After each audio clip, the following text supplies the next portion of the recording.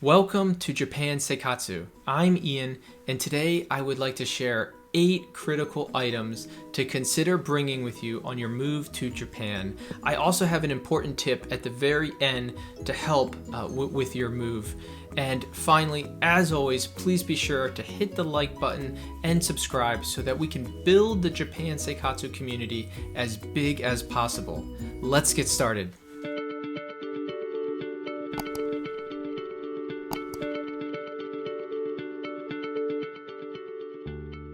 So number one is to bring seasonings that are popular in your area that you maybe use for cooking that are more unique to your hometown, home state, etc.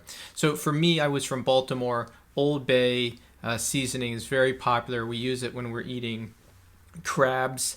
And in Japan, it was a wonderful tool to explain some of the food culture from where I came from by having some Old Bay seasoning. So consider that if you're moving to Japan, be it on the JET program or even a company transfer, and you would like to introduce some colleagues or friends to some of your some cooking, some cuisine from your hometown, what ingredients will you need that maybe you can't buy in Japan? And on the same note of food, I would also consider getting some snacks that are popular in your area, and it's great if they are individually wrapped as well, to share with the colleagues. If you're going on the JET program, the teachers often will have a room with snacks, and they'll nibble on them during breaks or during meetings. So it'd be a great way to start the program to come and bring some snacks from your hometown that then can be shared with the other teachers. And this is equally true if you're moving to Japan for other reasons. It's a culture of bringing souvenirs back with you when you travel to share with colleagues and friends. And so give that some consideration. Number 2 is to have a good pair of dress shoes that you can slip in and out of, and also some casual shoes that you can slip in and out of. And the reason is because you don't wear shoes indoors. So every time you're going to a building, you're going to be needing to unlace those dress shoes and then lace them back up.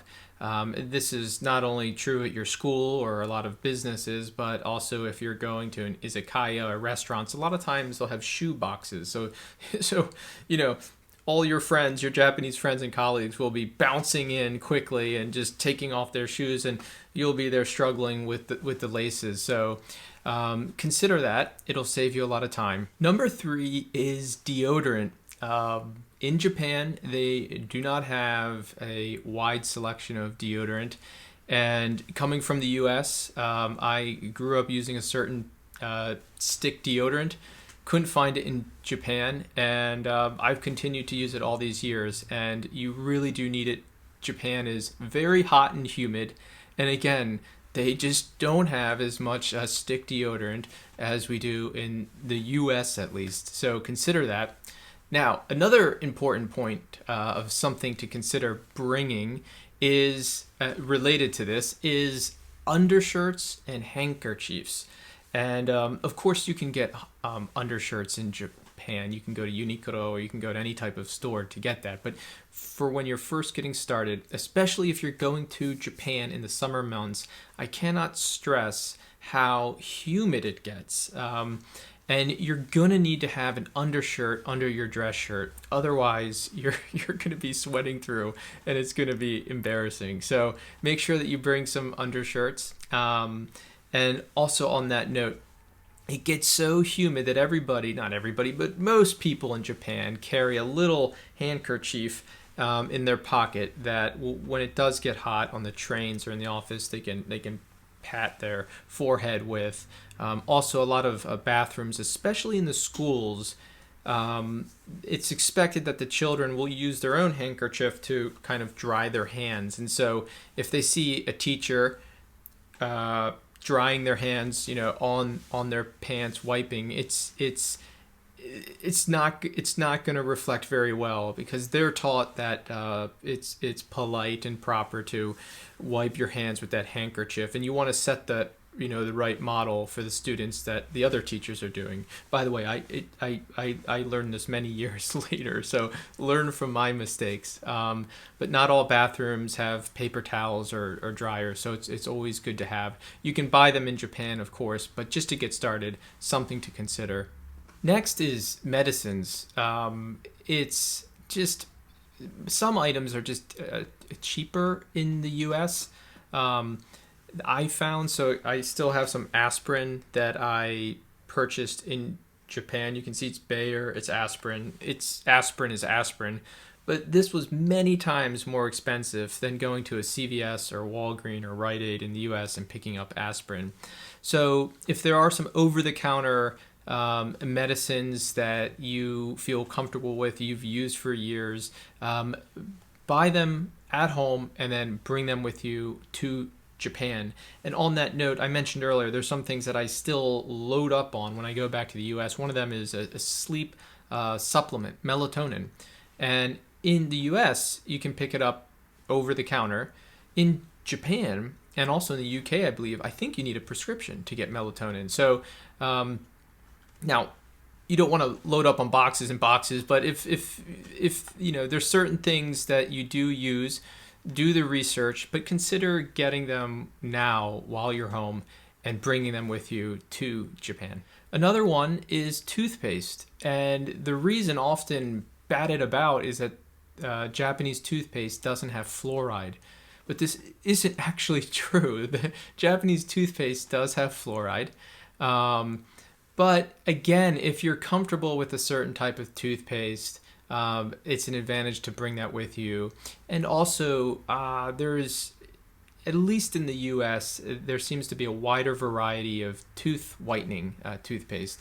It seems to be a bit stronger than what you can easily find in Japan. So another item that I still pick up when I go back to the US is toothpaste. So consider bringing your favorite toothpaste, a few tubes with you when you move to Japan.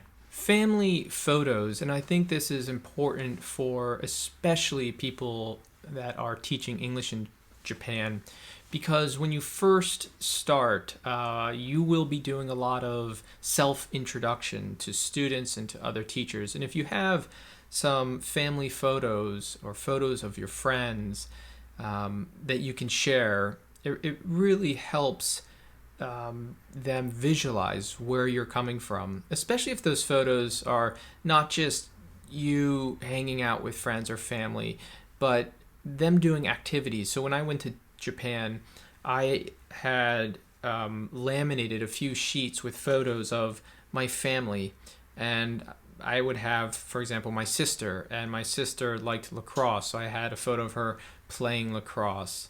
And that would lead to a conversation about what is lacrosse, and how does that sport play out, and so it's a great tool. So bring some photos. It'll really help as a teaching tool. It'll help introduce yourself, and it'll also help introduce your culture. And even if this is on a business transfer, I still think it's helpful to have some photos that you can show people and introduce yourself. Next is an international driver's license. So I picked up an international driver's license before moving to Japan. I was able to use my U.S. license, and it had 1 year of validity in Japan, and that allowed me to hit the ground running. I was able to start driving right away, and then within that 1 year, I later was able to get a proper Japanese license. So if you are planning to drive, even if you don't have immediate plans to have a car, it's just a nice piece of insurance to have in your back pocket, because if you do want to rent a car, or you do decide that you need to drive or want to drive, if you don't have an international driver's license, it's going to be difficult. You'll need to get a Japanese license. So this will buy you a year. Consider bringing an international driver's license. You can Google how to get them. They're very reasonably priced, very quick and easy to do. My final point for consideration as you prepare to move to Japan is to weigh up the cost of shipping items from your home country to Japan versus paying just an overweight charge at the airport to the airline, or paying a little bit extra for an additional bag. So when I moved to Japan, there was extra stuff that I wanted to bring, and I found that it was actually just cheaper at the airport to pay the fee than it would have been to actually have it sent over in a box. So if you are bringing more than you're allotted with the 2 bags or whatever your airline specifies, do the balance of cost and make the decision that's most economic. But those are my 8 items to remember when packing for Japan. I hope that is helpful. Please, in the comments section, what do you plan on bringing to Japan? If you are currently living in Japan, what did you bring, or what did you not bring and you wish you had brought? Please do put in the comments section so that we can help the community with questions. If there are questions, of course, do put them down below. As always, please hit that like button.